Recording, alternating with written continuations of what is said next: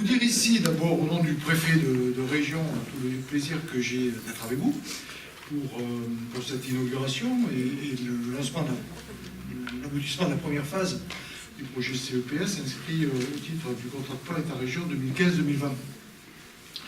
2015-2020.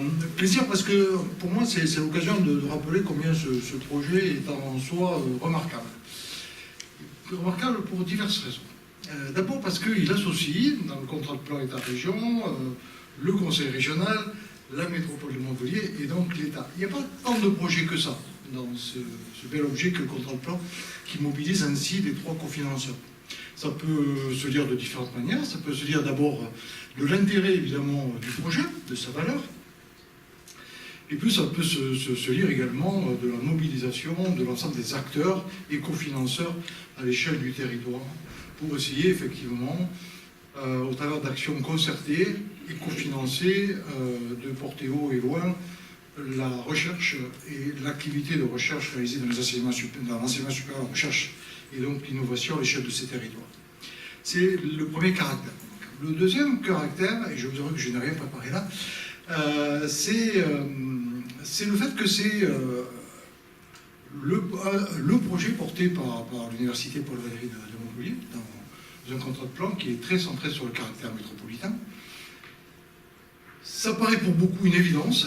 Je puis vous assurer que pour avoir, il y a quelques années de ça, porté ce contrat de plan dans un contexte difficile, budgétaire très difficile, ce n'a pas été simple de le développer. Non pour me mettre nécessairement en avant, mais pour montrer quand même que ce contrat de plan, il ne répond pas à une logique qui est purement de développement de l'innovation technologique, mais il répond aussi à d'autres logiques, des logiques dans lesquelles le secteur des sciences humaines et sociales doit être présent et représenté, et par là même reconnaissant sa valeur en termes d'innovation. Et puis il y a d'autres critères, comme par exemple la cohérence territoriale à l'échelle, effectivement, à l'époque d'une région devenue académie.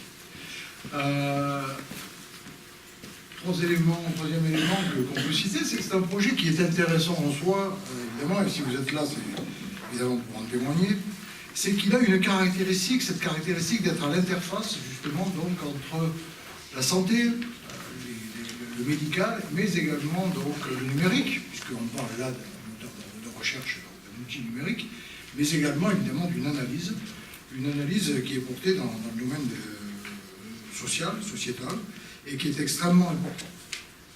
Et pourquoi elle est extrêmement importante dans ce domaine des INM, des interventions non médicamenteuses? Parce que depuis une bonne vingtaine d'années, on voit, et c'est pas propre au domaine qui nous ramène ici à cette cérémonie, mais on voit une explosion des publications scientifiques. Ma thèse, c'est considère que je n'arrive pas à relire aujourd'hui l'ensemble des articles qui concernent mon domaine, je n'y arrive plus. Pour de multiples raisons. D'abord parce que c'est un business et qui enrichit un certain nombre d'éditeurs, très limité. Et que donc là où il dit qu'il y a un business, évidemment, il y a un développement économique qui tend à faire croître le nombre d'articles. Deuxièmement, parce que trop souvent, la carrière de nos collègues, des enseignants-chercheurs, est jugée à l'aune des publications scientifiques et que, de fait, évidemment, là où on aurait pu faire un seul et beau papier, on en fait aujourd'hui plusieurs. Et de fait, donc, on se retrouve face à une masse, à une littérature qui est effectivement qui traduit effectivement une vraie complexité. Aujourd'hui, l'information tue l'information.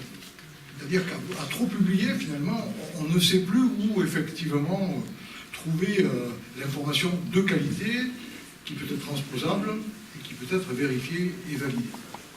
Et dans ce sens-là, évidemment, des outils qui sont développés aujourd'hui deviennent de plus en plus indispensables pour finalement réaliser cette analyse qui va nous permettre non seulement d'identifier les papiers de valeur, mais également de croiser ces derniers de manière à pouvoir obtenir une synthèse sur laquelle effectivement nous allons pouvoir réfléchir et éventuellement orienter nos travaux, nos recherches ici des développements, en l'occurrence des développements cliniques.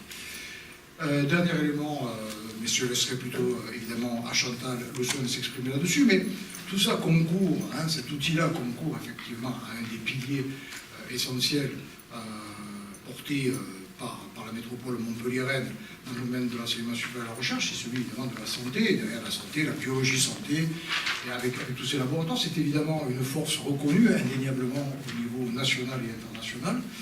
Et ce secteur-là et cette activité-là contribuent effectivement au développement dans lequel nous abondons également au travers d'autres projets dans le cadre du contemporain. Voilà, donc pour toutes ces raisons, effectivement, je vous disais, ce projet est en soi remarquable. Je suis particulièrement fier que l'État puisse y abonder à hauteur d'un peu plus de 270 000 €. Ça peut paraître modeste, mais après tout, c'est quand même une contribution qui est du même ordre de grandeur que les autres cofinanceurs, qui sont autour de cette table. Et évidemment, nous suivons avec beaucoup d'intérêt le développement de cette plateforme aujourd'hui comme dans les années à venir. Et donc, bon vent à Montréal et aussi au G7. Merci de votre présence et de votre invitation.